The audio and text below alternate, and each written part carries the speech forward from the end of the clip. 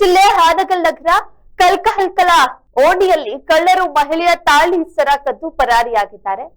ಕಲ್ಲಹಕ್ಕಲ ಓಣಿಯ ಅರ್ಚನಾ ಮಂಜುನಾಥ್ ಅಂಬಿಗೇರ ಎಂಬ ರಸ್ತೆಯಲ್ಲಿ ಬರುತ್ತಿದ್ದ ವೇಳೆ ಬೈಕ್ನಲ್ಲಿ ಬಂದು ಮಹಿಳೆಯ ತಾಳಿ ಸರ ಎಗರಿಸಿದ್ದಾರೆ.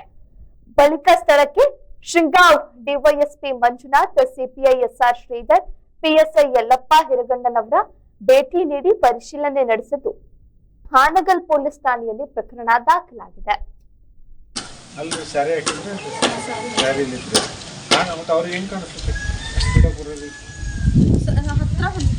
ನನ್ನ ಮಗಳು ಈ ಕಡೆ ಇದ್ದು ನಾ ಕಡೆ ಇದ್ದೆ. ಮಗಳನ್ನ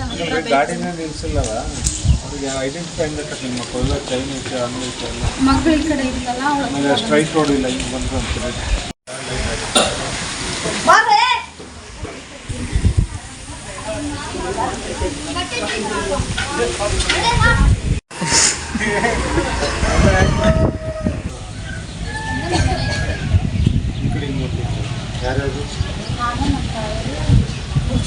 ಇಲ್ಲಿ ಸಾಹೇಬ್ರ ಹತ್ರ ಪಂಚರಾಮಿ ಲೈಟ್ ಗೇಟ್ ಇತ್ತ ಎಲ್ಲ ಸಿಪಿಐ ಸಾಹೇಬ್ರ ಲೈಟ್ ಆನ್